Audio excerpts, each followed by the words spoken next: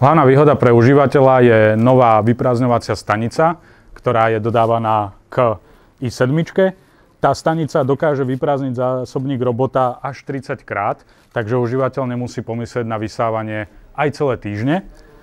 Vynikajúce na tej stanici je to, že vo vnútri sa nachádza uzavreté vrecko, do ktorého sa nečistoty postupne zbierajú. A to vrecko sa pri vyťahnutí takto uzavrie, takže užívateľ skutočne s tým prachom, vlasmi, chlpmi už nemusí prísť do kontaktu. Do stanice sa priemerne vmestí 30 zásobníkov robota, čo vo veľa domácnostiach môže znamenať aj mesiac bez vyprázdňovania robota. Robot sa dá spustiť manuálne cez tlačidlo Clean, ktoré sa nachádza priamo na vrchnej časti robota, ale v prípade tohto spustenia užívateľ príde o všetky smart výhody, ktoré nová Roomba ponúka. V aplikácii, okrem toho, že môžem spustiť vysávanie celej plochy domácnosti, si viem navoliť aj jednotlivé miestnosti, ktoré Roomba má povysávať. Okrem toho sa tieto miestnosti dajú aj naplánovať. Roomba pri prvých vysávaniach spozná pôdorys priestoru, takže presne vie, ako vyzerá pôdorys domácnosti a následne ponúkne rozmiestnenie miestností, ktoré môžem ešte prispôsobiť. Takže počas prvých 3 až 5 vysávaní si sama vytvorí mapu priestoru. Okrem toho, že Roomba si vytvára mapu priestoru, si aj na konci prispôsobí svoje vysávanie a prispôsobí ho tak, aby bolo čo najefektívnejšie a čo najrýchlejšie.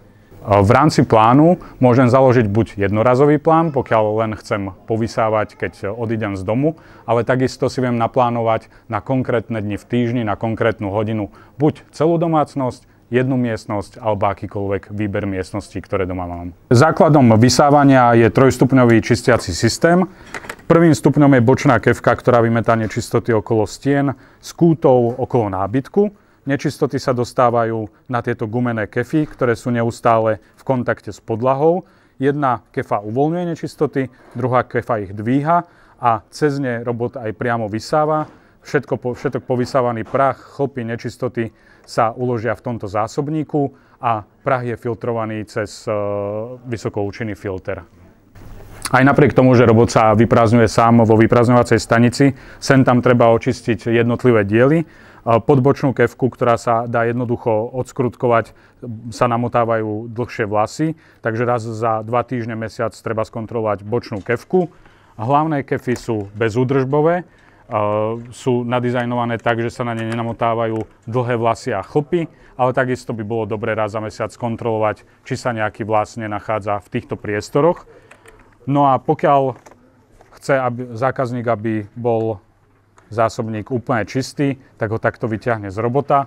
V prípade modelu s vyprázdňovacou stanicou bude samozrejme prázdny, ale môže si ho poumývať. Tu sa nachádza aj ten vysokoučinný filter. Ten filter sa nachádza tu a pred umývaním zásobníka ho treba vyťahnuť z robota. Čo všetko máme v dodávke? Súčasťou balenia nie je len samotný robot a vyprázdňovacia stanica, ale zákazník nájde v balení aj virtuálnu stenu, ktorou môže vytvoriť buď neviditeľnú bariéru alebo ochrannú zónu a takisto nájde v balení jednu náhradnú bočnú kefku, náhradný filter a jedno náhradné vrecko na nečistoty do stanice Cleanbase. i7 je aktuálne najvyšším modelom od iRobotu.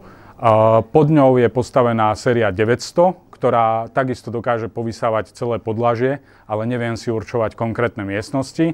Nižšou sériou je séria E5 a pod ňou je základná 600-ková séria. Zásobník robota sa dá umývať pod tečúcou vodou a tento otvor slúži na vyprázdnenie zásobníka do čistiacej stanice, do vyprázdňovacej stanice. To znamená, to sa spojí vlastne s touto časťou. Presne tak. A dostane sa sem do výstupného zásobníka, ktorý je vlastne v vyprázdňovacej stanici. Presne tak. No výborne. Keby ste nám ešte mohli povedať ceny, ako je to na slovenskom trhu? Roboty i7 budú ponúkané v 2 verziách. Prvá verzia bude so stanicou Cleanbase a so značením Plus. Tá bude mať bežnú maloobchodnú cenu z DPH 1199 € a samostatný robot bez vyprázdňovacej stanice bude mať maloobchodnú cenu z DPH 899 €. Samostatne sa bude dať dokúpiť aj stanica Cleanbase za 399 €.